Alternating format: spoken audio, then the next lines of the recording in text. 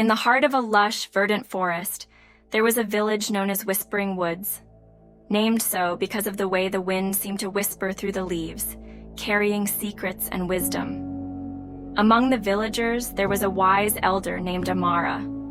Amara was known not just for her age, but for her serene disposition, even in the face of turmoil.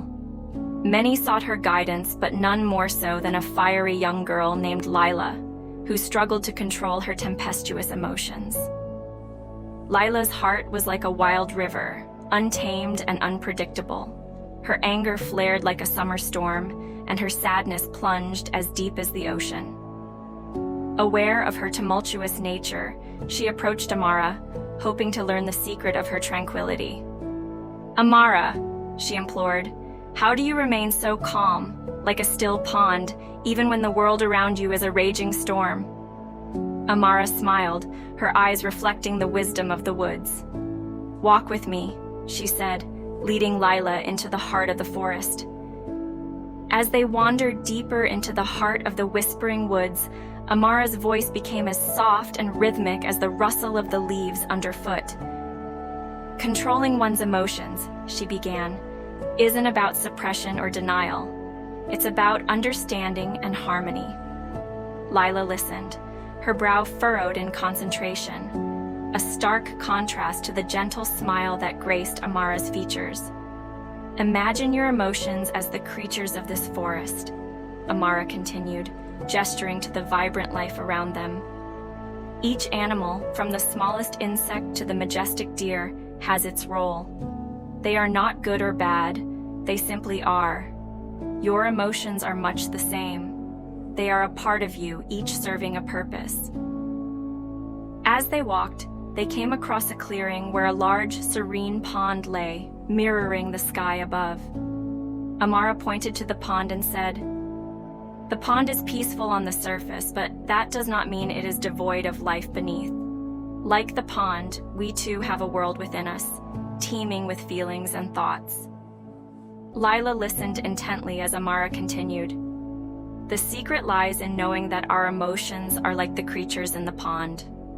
We cannot rid the pond of its creatures, nor can we rid ourselves of emotions.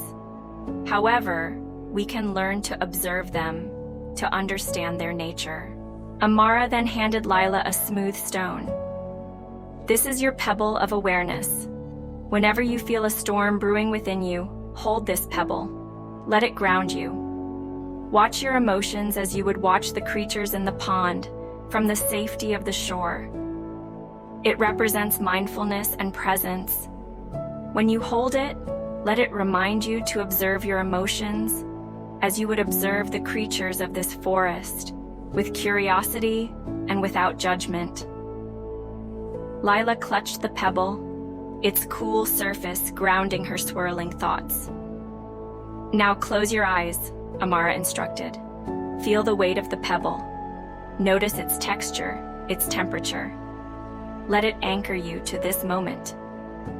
As Lila focused on the stone in her hand, her racing heart began to slow, her breath deepening and steadying. "When a strong emotion arises," Amara continued, her voice barely louder than a whisper, "hold your pebble of awareness. Acknowledge the emotion, name it. Say to yourself, 'This is anger,' or 'This is sadness.' But do not judge it or push it away. Simply observe it, like you would a deer cautiously approaching the water's edge." Lila opened her eyes, her gaze reflecting a new depth of understanding.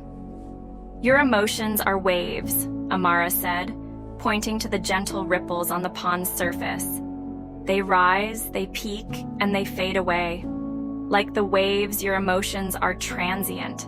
By observing them with the clarity of your pebble of awareness, you allow them to pass without letting them pull you under." As they sat in silence, Lila felt a profound sense of peace envelop her. She realized that her emotions did not define her. They were merely a part of the rich tapestry of her being. "Thank you, Amara," she whispered, a newfound strength resonating in her words. "I understand now. My emotions are my companions on this journey, not my masters. Amara nodded, a knowing smile touching her lips. Go forth, Lila, with your pebble of awareness.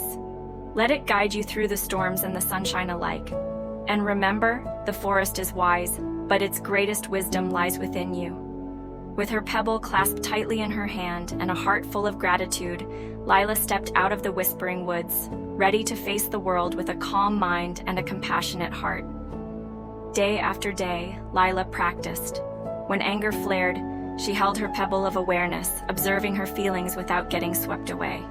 She noticed how her anger ebbed and flowed, much like the creatures of the pond, appearing and disappearing. With sadness, she allowed herself to feel the depth of her emotions, acknowledging them, giving them space to breathe, and then gently releasing them. As seasons changed, so did Lila. The villagers began to notice a transformation.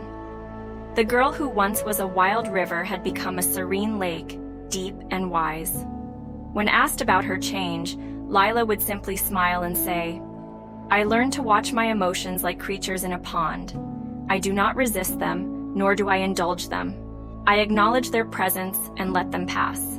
And so, Lila became a testament to the village, a living example of mastering one's emotions, not by force, but through understanding and gentle awareness. Join us at Inspire Horizon, like, subscribe, and hit the bell together. If this story has touched your heart, pass it on.